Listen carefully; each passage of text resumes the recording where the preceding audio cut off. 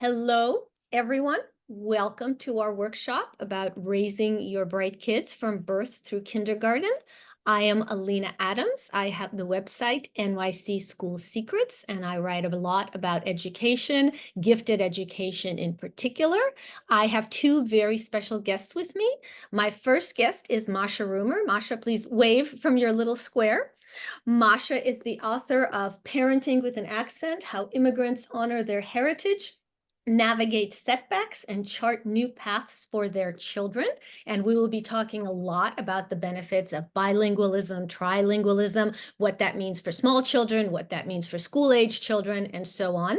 And my second special guest is Irena Smith. Irena, wave. Her book is on my Kindle, which is why it's not as clear to see. She is the author of The Golden Ticket: A Life in College Admissions Essays, and a former Stanford admissions officer, and she will speak with us about college admissions and how your child's entire life feels like it's leading up to that, even though that's not the most important pinnacle of their life. I do ask those people who are comfortable to please turn on their cameras. This is due to my neuroses that this website will crash and I will be screaming into the ether. So if you are comfortable, I would love to see your faces. Also, those of you who have been to previous workshops of mine, this one is going to be a little bit different. My previous workshops were more me talking and you listening and then having a few questions. This is really going to be more of a conversation. I do ask that those of you that have comments, that you put them in either in the messages. If you look along the bottom, you can do messaging. Please don't unmute yourself because then we get an echo effect and it's not really great. But I would, oh, someone brought their child. I love looking at people's children because all my babies are so old. So I just love looking at other people's adorable babies. So yes, if you have adorable babies, please show them to me. I'm at that age where everybody's adorable babies, like, oh, mine used to be little and now they're big. So what we're going to do is this is going to be really much more of a free flowing conversation. I would love to hear your, oh, another one, look, another baby. It looks like it was a freshly bathed baby. That's the cutest kind of baby. Okay, look at two of them, two freshly bathed babies. I may just die from the cuteness. So I'd love for you to jump in. And I'd love for you to share your experiences because this is really for all of us. And while we have all written books and we are experts, as everybody knows, nobody's an expert on parenting. Nobody knows anything, no matter how many times you've done it, how much research you've done, how many books you have, or how many letters after your name. So we're all going to sort of be in this together. So thank you so much for joining us. Let's start with the very beginning. All right, you've had your adorable baby and you're thinking about what would be the best way to raise them. And one of the things you've heard is about the benefits of raising children with more than one language. So, Masha, just to start with, what are just the general basic benefits of dual language or even more than one language to the developing mind of a child? What a great question. Thanks, Alina, for having me, and thank you all for joining us tonight. I'm really thrilled to be here in conversation with you. So, there are so many benefits to having your child speak and know more than one language, whether it's two or three or more.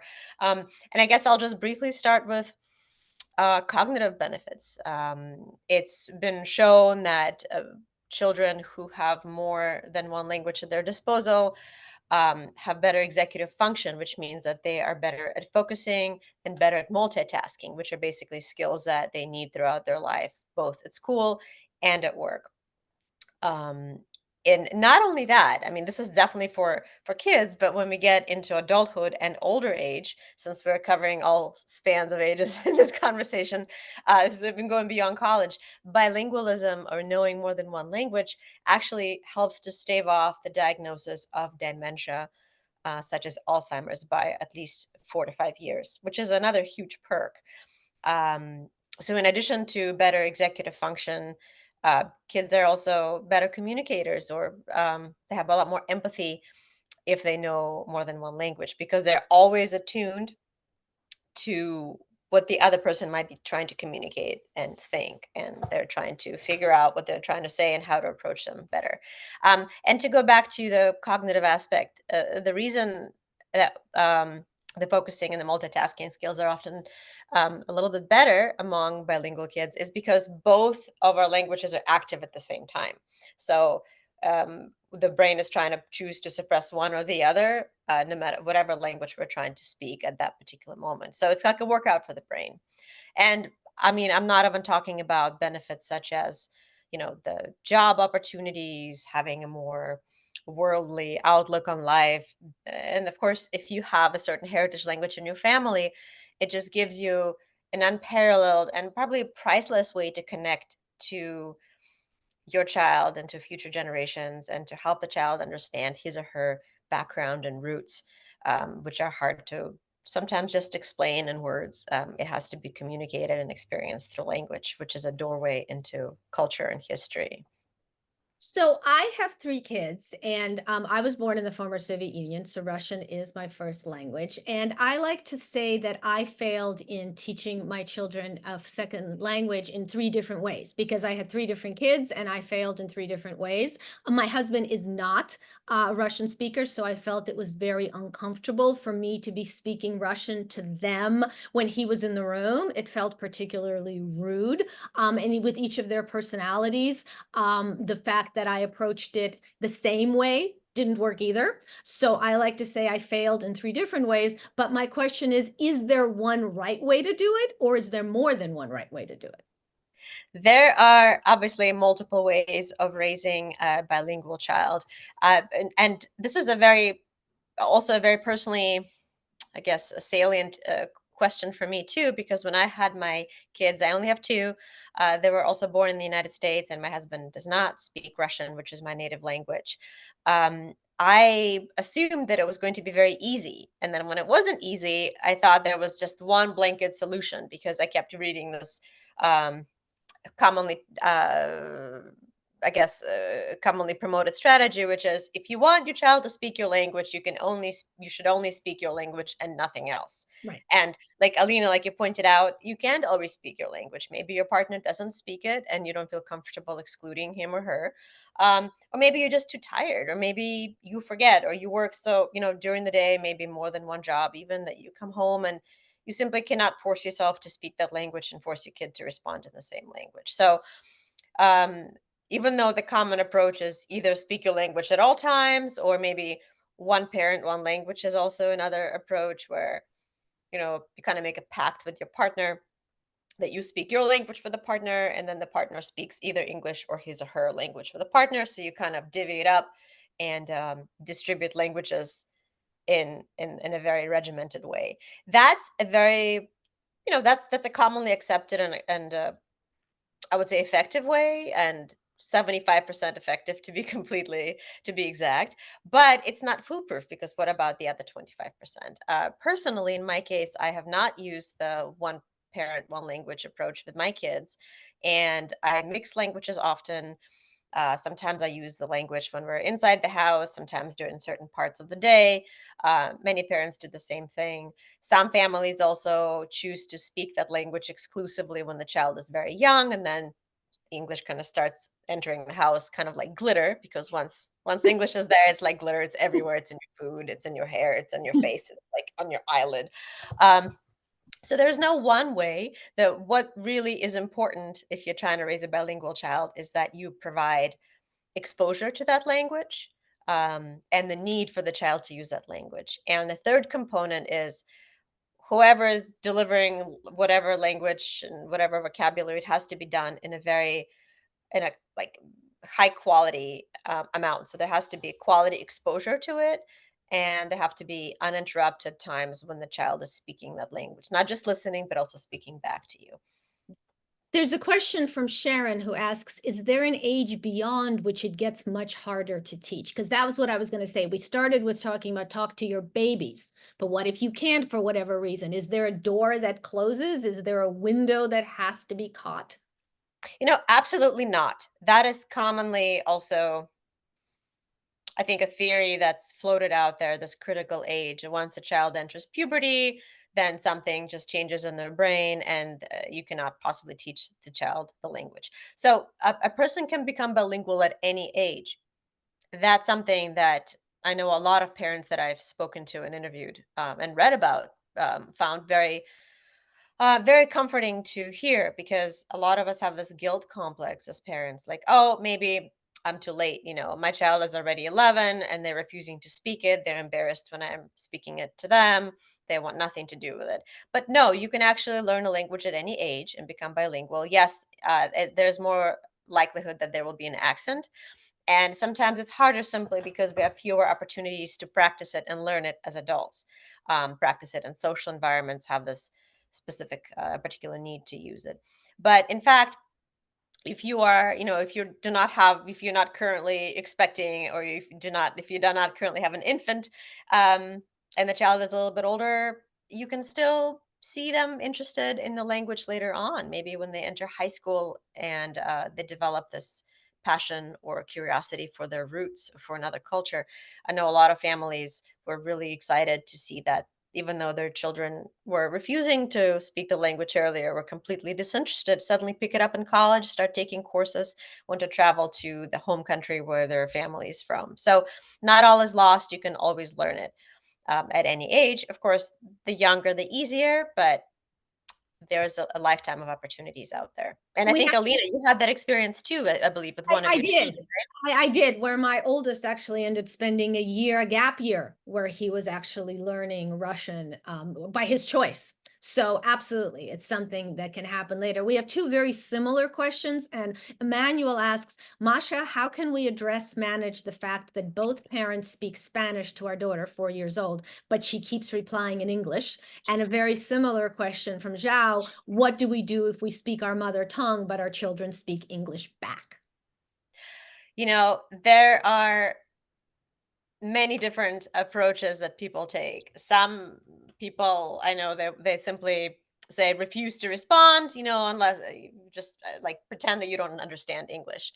But you do, and the kids know that you do. So you can't quite do The that. thing, when the minute they figure out that was my experience, is that I would speak Russian to my son, and I made a point of hiring a Russian speaking babysitter. But the minute that he figured out that she didn't just speak Russian, that she understood some English, that was the end of. He was fine when he thought that she didn't speak English, but the minute there was that flip. So yeah, they're smart.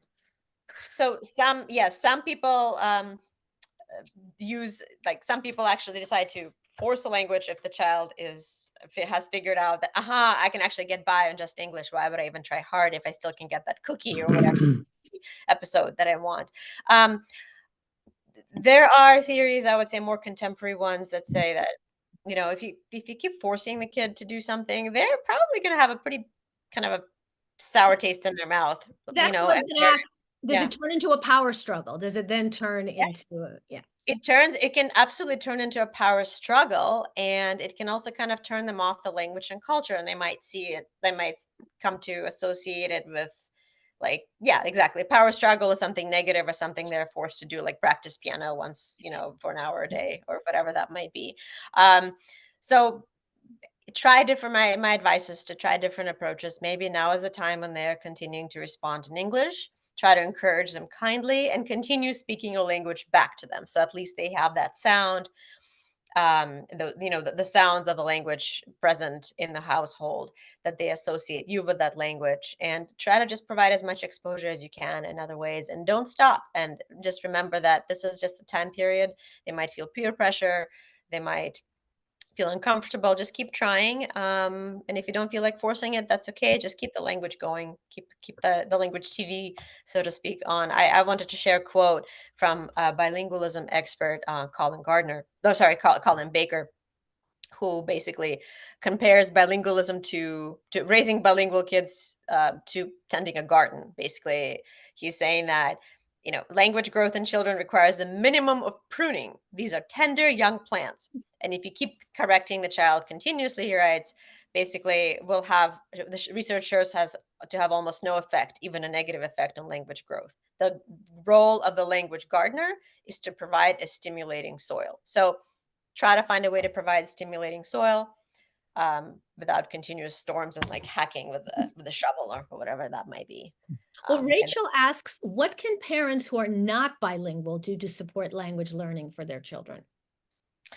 well, first of all, they absolutely can. So I love that question because sometimes parents think, oh, if I don't speak well enough, whether it's my language that I was born with or and know a little bit, or I don't know any of it, the best way to do it is simply to try to maybe learn a little bit more, but at least keep getting the child to practice. And if you learn the along with the child, it can also be a beneficial experience. Just remember that if you send your child to, say, a bilingual daycare a few days a week, or if they go to a language school once a week, say like on a Saturday afternoon, that's not enough. They need to keep having that exposure even outside of those classes. So try to, have them watch TV, listen to show or listen to something like an audiobook at home. And of course, if you have another speaker outside of those classes, or maybe you are that speaker learning alongside, that would definitely be beneficial and helpful. Well, this actually brings me sort of to the next level, because one of the things we have in New York City is we have dual language programs, schools where half the curriculum is done in English and half the time is done in a target language. The same subjects are covered in two languages. And here we have a question from Eureka, which ties into that. She says, time spent learning one language takes away time from another. One parent, one language method doing English and Japanese, noticing my child, 7 years old, has weaker English vocabulary, worried higher education does not value multilingualism above English grades. And this is an interesting thing, because when I do talk to parents, because what happens is in New York City, a lot of parents, they opt for the dual language program because since the basic general ed curriculum is just a basic general ed curriculum, they think it would be a bit more challenging for the child to be learning that basic general ed curriculum half the time in English, half the time in a target language. But the question that I get all the time from parents is, what is the con academically speaking? And at least the data that I have seen, and Masha, please correct me, is at least in the early years. What happens with children in dual language programs is that their scores in English do tend to be lower because they're getting half the vocabulary, they're getting half the English. And we are going to be talking, about test scores and other such fun things about, from college admissions. But in New York City, as we all know, grades, some programs in middle school look at grades, definitely many programs in high school look at grades and at test scores. So we've been talking about the pros. I have seen some research and cons. I'm a huge believer in dual language. I think the lifelong learning of dual language is more valuable than maybe the immediate test score that you get in fourth grade, but they do matter. So, Masha, have you seen research which says that dual language does affect kids' performance in English and thus in many other subjects? Because, for instance, math, my husband, who's a math teacher, swears by this book called The Problem with Math is English, is that sometimes a lot of kids who have trouble with math, it's because they're having trouble with the reading comprehension piece and not the math. Could the person who has their mic on please turn it off? We'd like everyone to be muted. Thank you so much. So, Masha, what say you to that? I say yes. Fortunately or unfortunately, it is a fact that bilingual kids have smaller vocabulary in each of their respective languages that they speak. Okay, so even no matter whatever their socioeconomic status might be, so basically the total vocabulary, if you combine, say both languages, say like I don't know, Korean and English, will be approximately the same, sometimes even bigger, maybe than somebody who is a monolingual English speaker. But yes, because you have only limited amount of time to practice each language, right? You still need to sleep. You still need to do other things that don't involve any language practice. The total vocabulary in two languages is about the same as a monolingual speaker's vocabulary, but it's smaller collectively in each language typically. However, I've spoken to a number of bilingualism researchers, and they insist that it is not a disadvantage. And some of them found, like Erica Hoff, for example, who is the head of bilingualism studies at Florida Atlantic. She studies Spanish speakers in particular. She found that if children do keep up, for example, with their Spanish language, and they were born in the United States, then their vocabulary knowledge total surpasses the vocabulary knowledge of just monolingual English speakers. But yeah, you're right. I don't have the data about test scores. I do know that, in the early days of bilingualism studies, bilingualism was considered to be a disadvantage, even like a mental health issue, because it was considered because if a kid could not say speak English that well. I don't think it's about vocabulary. I think it's more about just the fact that they were maybe new arrivals or they came from a household that spoke something else. The fact that they didn't have very good English test scores was considered to be a disadvantage. And they were placed in lower classes, and it was considered to be, and I quote from the 1930s, a sign of mental retardation, so to speak, which is obviously not the case. But yes, so knowing the fact that the total vocabulary is the same or bigger than that of a monolingual speaker, I think parents can make any conclusions that they would like for their own parenting journey. But uh, I believe that the fact that the children get so many more benefits from speaking more than one language definitely compensates for that.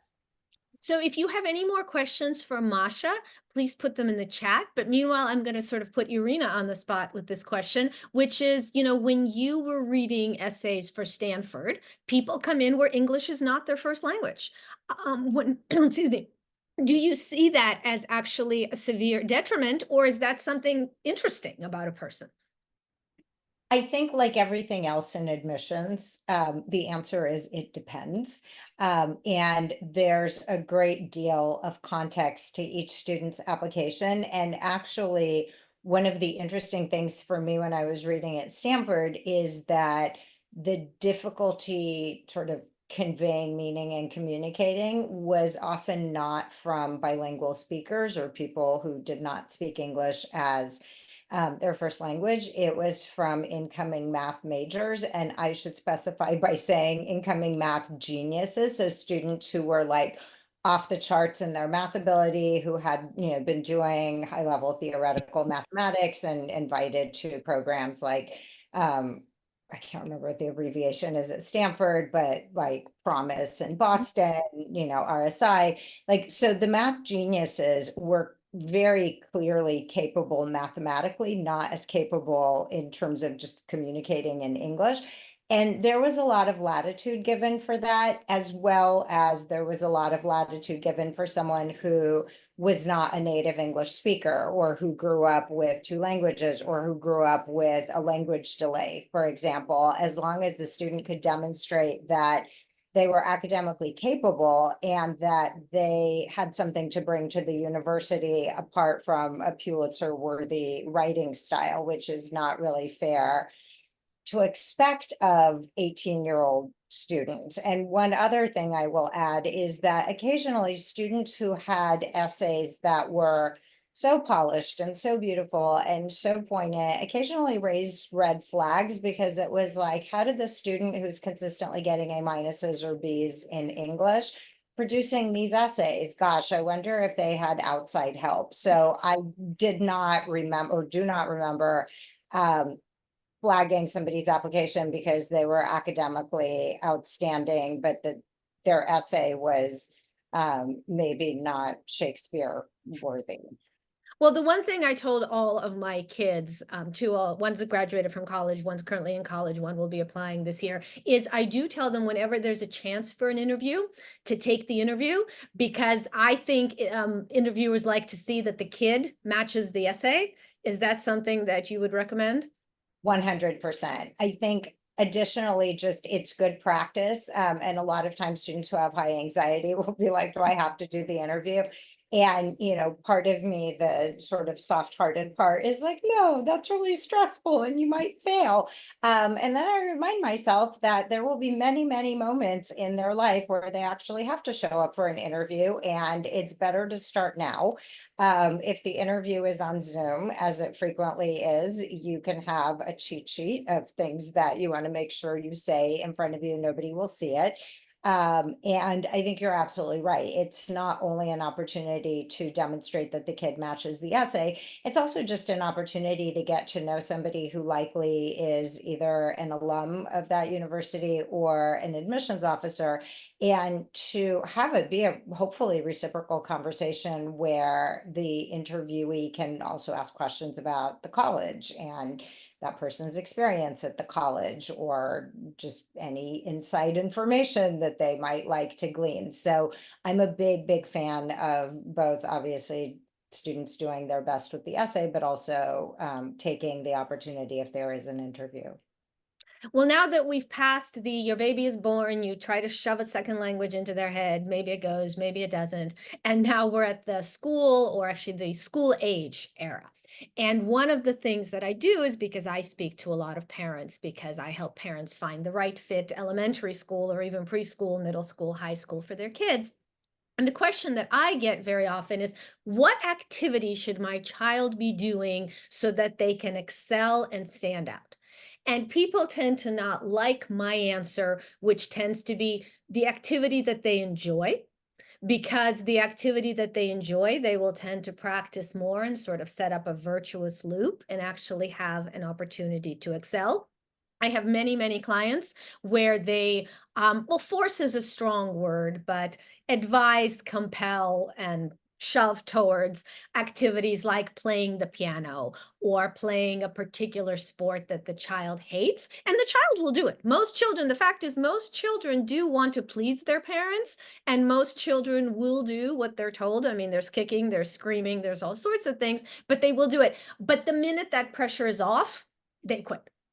The fact is, although interestingly, Masha, like you had spoken about languages, I have met some people who tell me, I was forced to play the piano and I hated it. But then when I got to college, I was like, well, maybe I'll take a music class and see if I enjoy it. But this is the main thing that I hear from parents, and they really want their child to be developed well. And they ask me what classes. I have people ask me, should they be doing STEM? Should they be doing arts? Should they be all those things are great, but do they love those things? Do they enjoy those things? And will they practice those things? And there's one other thing that comes up. I think, as I mentioned, my husband, he is a teacher. And one of the things that he mentions is that anything that you learn in a classroom is of less value because everybody else is learning it too, whereas the things you kind of develop on your own are more of a unique selling proposition. For instance, our middle child taught himself coding and various computer programming. And I remember he was once showing my husband a program that he wrote. And my husband said, "This is really interesting." He said, "He did not do this right. He did not use the right code and the right solution." This shows how much I understand about tech, my fine use of words. He said he didn't come up with the right way to do this, but the way he did it is really interesting. And he'll be able to talk about that and to explain that. So one of the things I also stress to parents, and this is where it gets hard, is that you kind of have to let the kids figure out their own thing. And that often looks like they're doing nothing, because it doesn't look like they're playing the piano or they're playing soccer or they're building a robot at robotics class. So one of the things, and I'd love actually both Irena and Masha, and also the rest of you, to chime in on this, is about the benefits of letting your kid do nothing. Again, if I may quote my husband, I quote him a lot. I like him a lot, and he's smart. Is that he says, it's actually impossible for a child to do nothing. Even if it looks to you like they're doing nothing, they're doing something. And a lot of what they're doing is actually of more value than if they're just sitting in a class being told to do something. So Irena, I see you nodding. Do you have thoughts on that? I have so many thoughts. So I'm not even sure where to start, except I want to go back to something you've said earlier about parents not liking the advice you give them, which is whatever your child likes to do. I guess because that seems too easy and involves the least suffering. And I think that people somehow get it in their head that as their child is on this path to presumably a highly selective college that will make everybody green with envy, it has to be hard. There has to be a lot of visible effort and suffering. And also, in addition to that, there is a lot of sort of compare and despair syndrome where they're looking at other people's children, and other people's children are bilingual and they're playing soccer and they're playing piano and they're doing all the things, and their child is, who knows what they're doing in their room with the door closed, but it's very suspicious, and it's clearly not something that is going to get them into an Ivy League school. And I think, just to step back from that, sort of into what I myself have learned after many years of parenting with mixed success, is I think, to distill it into a very simple equation, I think parenting is driven largely by two very powerful emotions, which are love and fear. And I think that, especially if you are the parent of, I shouldn't say especially, it's all fearful, but if you're driven, because I was like, oh, it's easy to raise babies. And then I remember, like, no matter how much baby proofing you did, they like managed to figure out where the one place would be where they could maim themselves. But I think that if you're coming to parenting from a fear-based place, that my kid won't be as good as this other person's kid, or my kid is not doing whatever on his schedule, I think it's going to turn the high school years into a terrible power struggle. And you're also much more likely to kill whatever it is that your child likes to do. And I agree with you 100% that the best kinds of activities, learning experiences, would ever come from parents leaving the child alone, by which I don't mean neglect and moving to another city so they could discover themselves, but just giving them a little bit of latitude. And behavior is communication. Like, most children will try to please their parents. But if they're going off to soccer practice and they are not lighting up about it, and they're not coming back full of excitement, and they're not asking to play on a year-round travel team, and you are doing a lot of effort getting them to, or putting in a lot of effort getting them to do the things, it's probably not an activity in which they will excel, because they will be competing against somebody who wakes up at 5 in the morning so they could either learn more about soccer or practice soccer or do whatever, and it's not going to end well. Well, we have a comment from Ingrid. I have been criticized a lot for letting my kids decide what they want to do for fun in their extracurriculars. They know themselves better than me. They always choose wisely, so their dad and I let them do their own thing. I would like to say that I don't allow just jumping from thing to thing, because that costs money.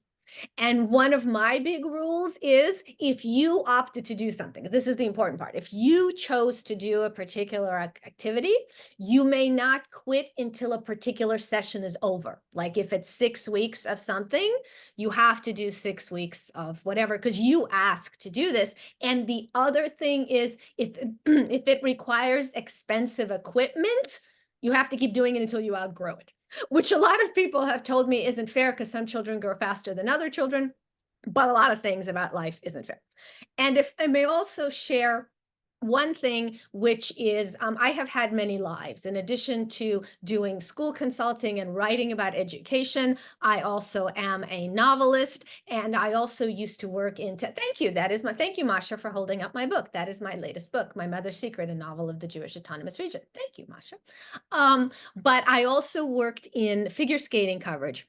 And I worked with Dick Button, who I think would be everyone's definition of an overachiever. First Olympic medal at 18, then he went to Harvard, then he won his second Olympic medal, then he went to Harvard Law, then he basically invented professional figure skating as a circuit. So let's just say Dick is a high achieving fellow.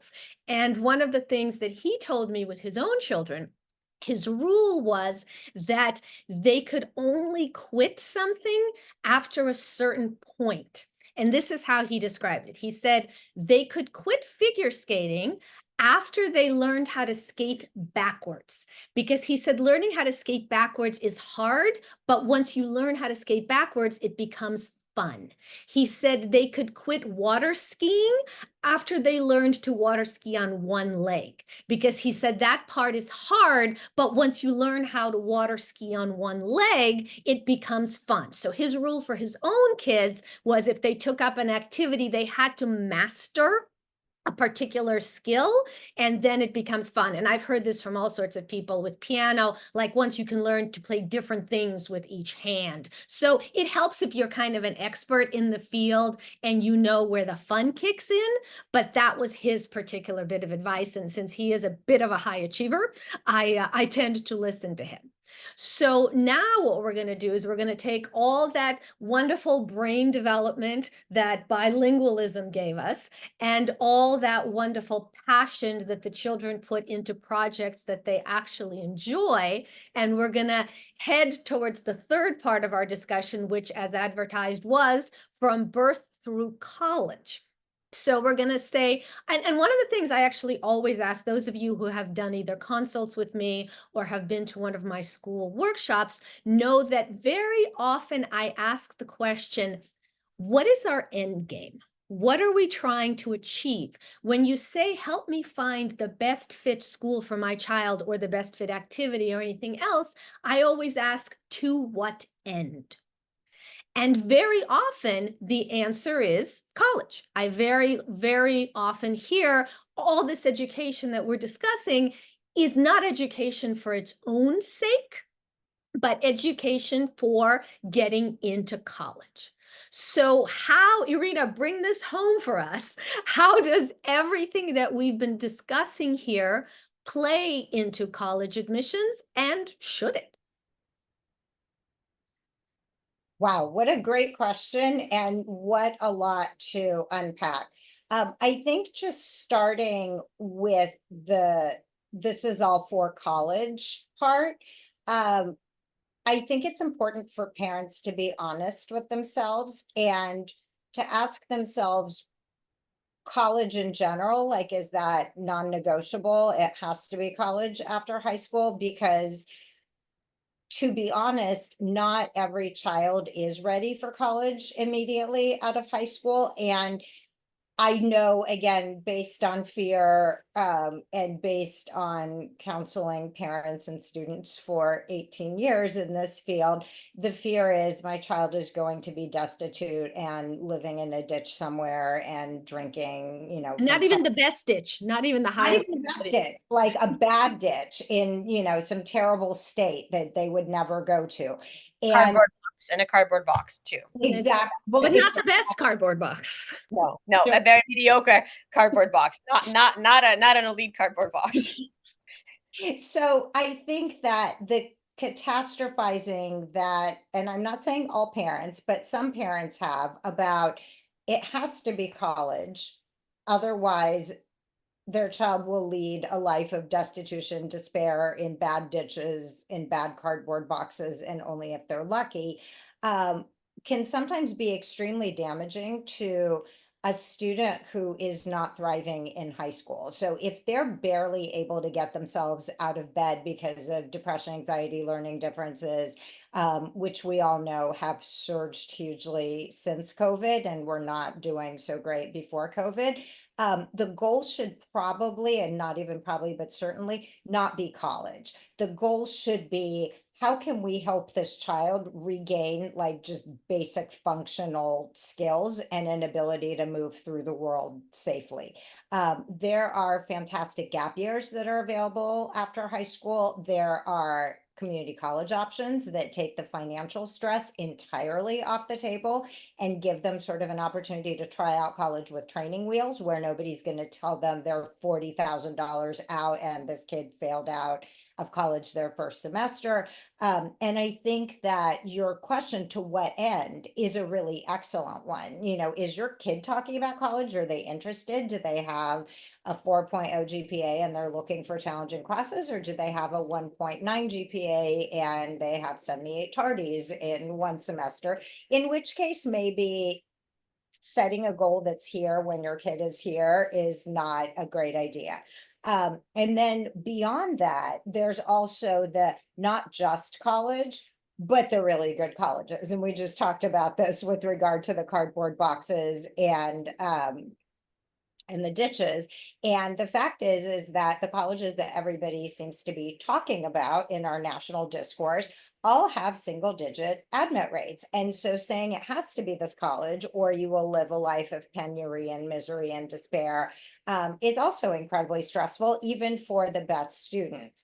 And I think that to me, the most important kind of conversation to have both with parents and for parents to have with their students is about much more immediate goals and sort of punt the big decisions, which college, when, college or no college, etc., until their child is bringing that up and it's driven by the child's interest.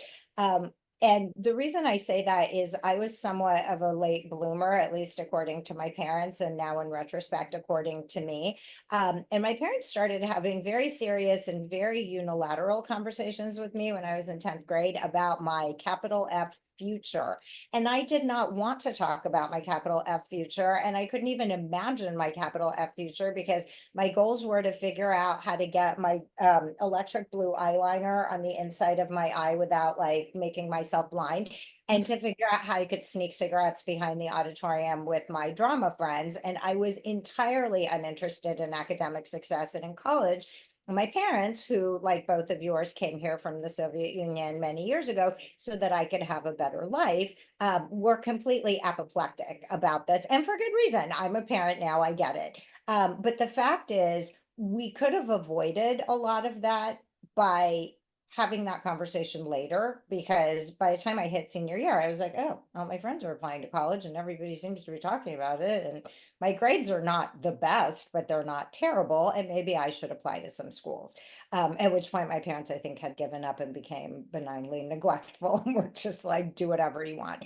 So, and I landed where I was supposed to land at that time in my life. And then when I got to college, I made different decisions. But I think that the single most important piece of advice I can give to parents is, and I think, Alina, this is stolen from your advice that you give to parents, which is uh, meet your child where they are and not where you would like them to be. I think your advice was you apply to college or to high school or to wherever with the child you have, not with the child you would like to have.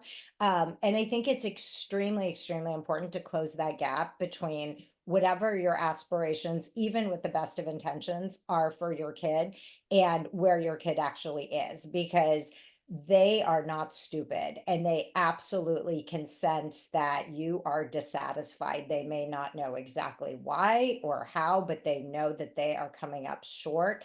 And that is a lot to put on a kid who is dealing with being an adolescent in the 21st century, which I'm sure, as you all know, is super fun and easy. Well, those who actually follow me either on either my website or my mailing list or have spoken to me know that, I sit here and I talk about education, and my middle child dropped out of high school. He went because we told him to. He went to the top public high school in New York City. He got in. The odds are they only take, I think, 3% of the students, and we thought it would be a good fit. And he wasn't happy. And I ended up letting him drop out, which I was definitely probably the hardest thing I've actually done. Is like to say, at that point, my husband and I had been married for over 20 years. And I think we fought more in like the months when we were discussing whether to let our son drop out than we had in all the preceding years. So to your point, Irena, about sort of following the child, and I learned a lot. It's like, again, I've written all about gifted education and high achieving students and all of that. And when it was my own kid, I was like, I don't know what to do. So definitely what you said about follow your kid and see who your kid is. We have a question here, which I'd like to read from Sharon. This is about a younger kid, earlier stage of life. How do you find the best place for a child who is intellectually ahead, but has social anxiety and possibly socially behind? What do you prioritize? With a fall birthday, do you push them ahead to kindergarten or consider staying private and more nurturing? How important is it that your child be intellectually challenged at school, not bored, versus be the smartest, oldest? So there's a couple of things I'd like to break down here. So and I actually hadn't read this question before I started talking about my son being bored. For some kids, is bad. The fact is there are, and I don't mean to be so binary about this, but I have found in working with lots of families and children is that there's two types of kids when it comes to learning. They're the kids who, once they learn something, don't ever want to do it again because they have mastered it and they don't want to do it again. And there's the kid who, once they learn something, love demonstrating their mastery. So they love doing it again and again. So if your child is actually the kind who needs to be the smartest in the class, who needs to be ahead, then that is the better option. If they're the kid who gets bored, and then when they get bored, start causing trouble, because that's the other thing. Some kids are bored, but they just sit quietly, and some kids are bored and want everyone to share in the adventure that is their life. So it really depends on the type of kid. I will say for the social emotional, it depends what the social emotional issue is. Because some kids, and I think, Irena, you addressed this earlier where you talked about the math geniuses applying, some kids live so much in their head that they don't care that the other kids think they're weird. And they don't care that they don't have someone to sit at lunch with, and they're just doing their own thing. For some kids, and I have three, and I have three kids who I can't say that they are the typical three kids, because one kid, one kid is what it comes down to. But for what it's worth, my oldest kid would, wherever you set the bar, he would meet it. So if you set the bar here, he would meet it here. If you set the bar here, he would meet it here. So he needed to be in a place where the bar was set high enough, because he would meet wherever the bar was. My daughter, on the other hand, will do a certain amount of work, but that's it. So she needed to be in a place where the bar was set high, but not so high that she would go, oh, that bar over there, I'm not even going to bother because it's all the way over there. She kind of needs the bar here, because then she'll do it to here. Because if it's here, she'll still do it to here. But if it's here, she'll do it to here. So for her, you really needed to find sort of that balance. And my middle child, as you may guess, could not care less about your bars. If he was interested in something, he would do it to a level that his school couldn't do. In fact, at one point, his school had him teaching the computer programming section. The teacher actually split it in half and said, I'll teach this half, you teach that half. And for the other subjects, it needed to be at a place where he could easily meet their bar, so they would leave him alone so he could do what he wanted to do. So there is no one answer. And it depends on what kind of kid your kid is. And here's the scary part. You might know who he is right now, and then 6 months from now, he's going to be a different kid, and you're going to have to start all over again. So the question about the social emotional versus the academic piece really comes down to how he responds to both the not being academically challenged, but being well socially supported, or the flip side, really academically challenged, but maybe not the right social environment. And don't forget, as my mother says, don't worry, whatever you decide to do for your child, you will be wrong. And they will tell you about it in great detail. So there's that. And then from that, actually, Irena, I want to segue to, let's say you actually do have a kid who really is committed to the college piece, as opposed to the one who has to be dragged kicking and screaming, the one who comes in and says, I have to go to the Ivy League. Okay, well, maybe if MIT asks really nicely, I'll go, but really it has to be the Ivy League. And the kid, so I want to talk about, what about the self-driven kid, the kid who comes into your office and says, I have to get into Harvard, I have to get into Yale. What do you say to that kid?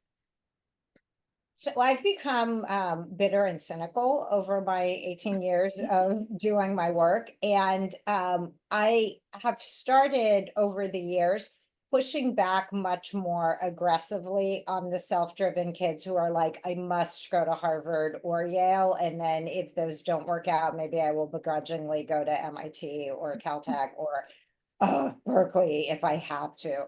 And what I see in that drive is, and I don't want to sound mean, but a lack of self-awareness in that the name of the school and the prestige of the school is shorthand for all kinds of things that the student or the family is not necessarily wanting to articulate. Like, I want everyone to envy me.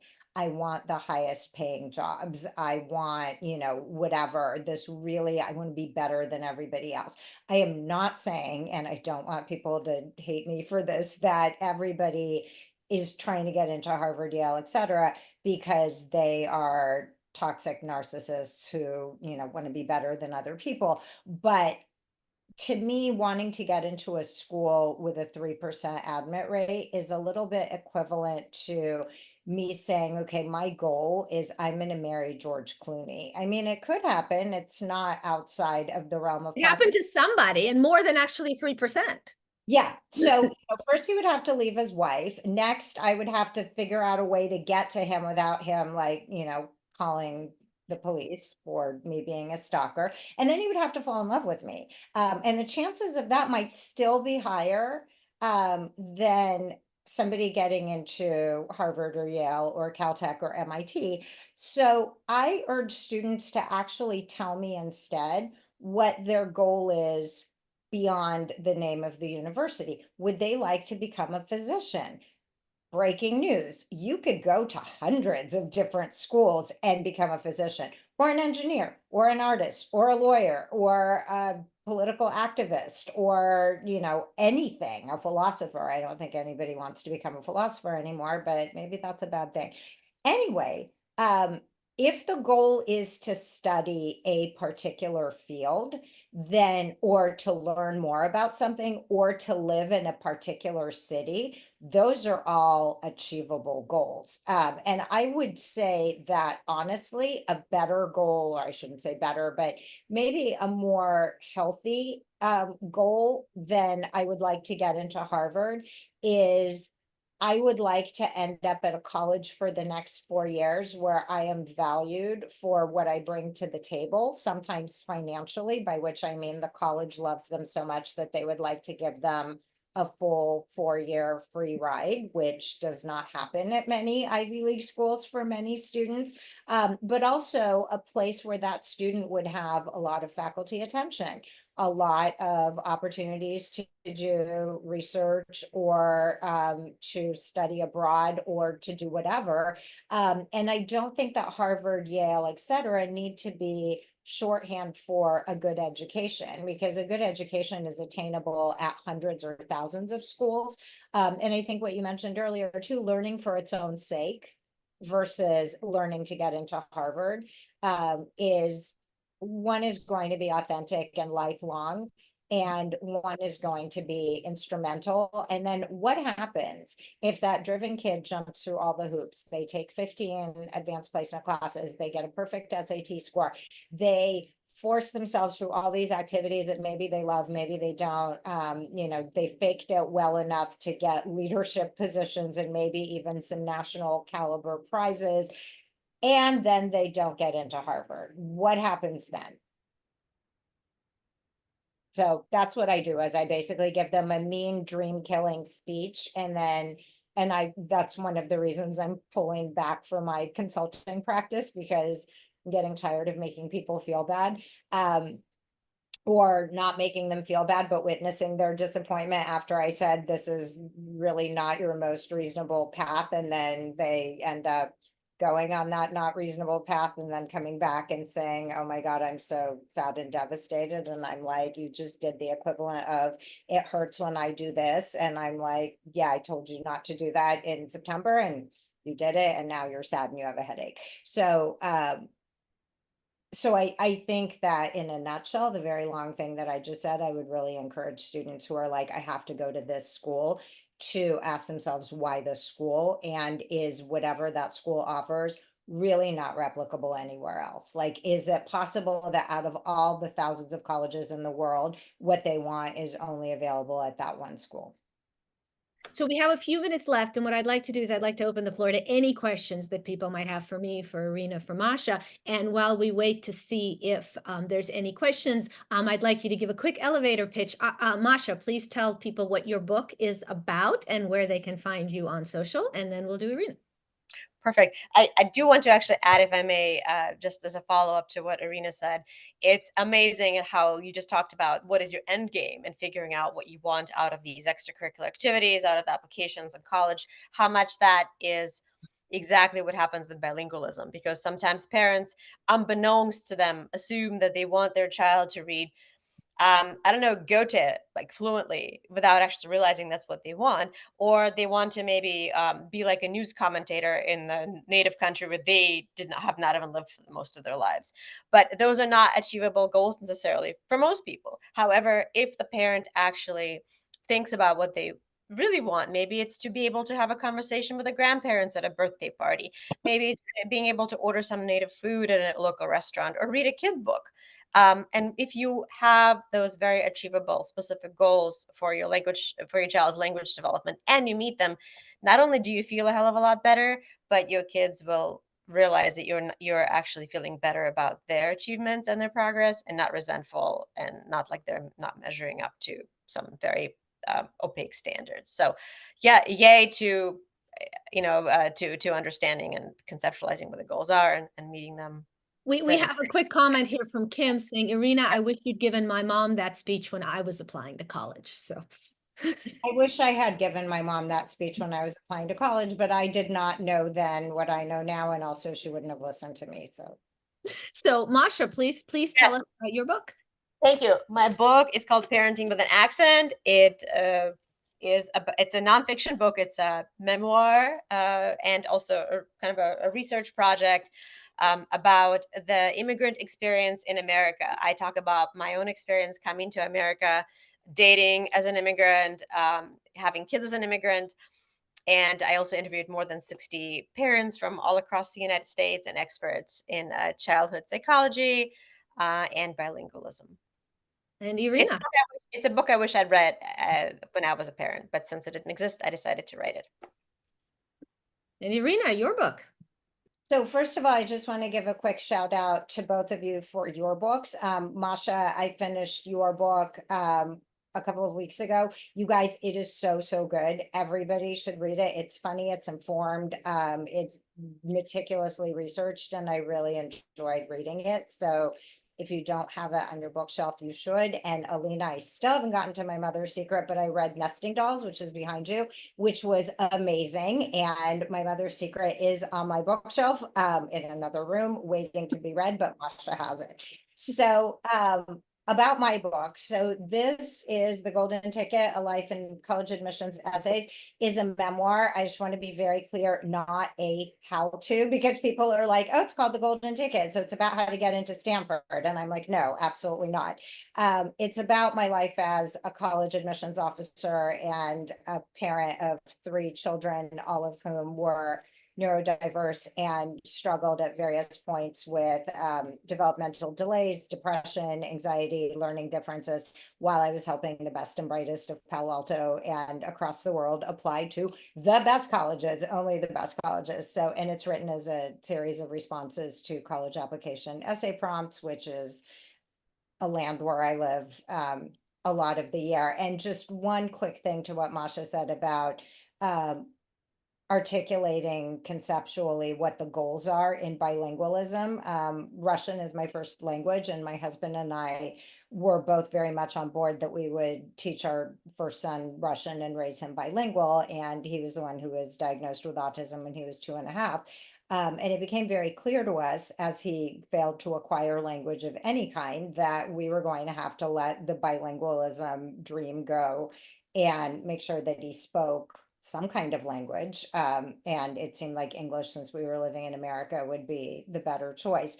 So it was definitely a recalibration, but I think it illustrates kind of in miniature what you're dealing with as a parent, what you think your child could or should be doing, or what would be good for them is sometimes either not possible or possible in a different way. And I think it's really, really important to be honest with yourself about what you're wanting for your kids and why, and what the effect is. Like, are the kids happy because of these wants or not?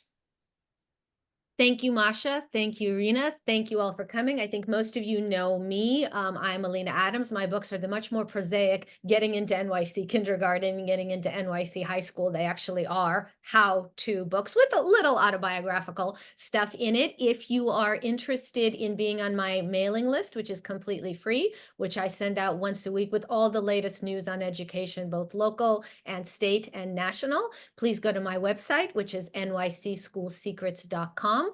and subscribe to the mailing list. You can also read about all sorts of other things there. I have literally years of articles on education and videos and podcasts and all of that. It was wonderful to have all of you here. Thank you for your questions. Thank you again, Masha and Irena.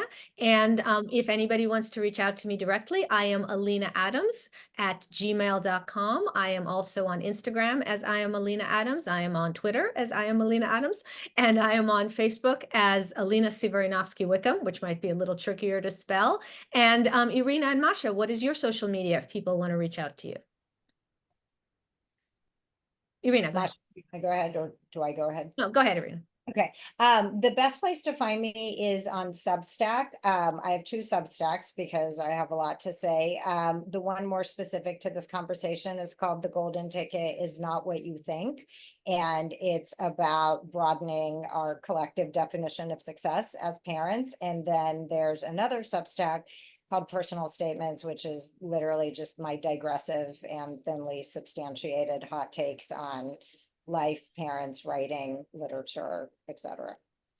And Masha? And I can attest that both Substacks are fantastic, as is the book. I love both of your books, books from both of you. Um, you can find me on Instagram, although you will also find a lot of miniature dollhouses and baking there, and my hamster pictures.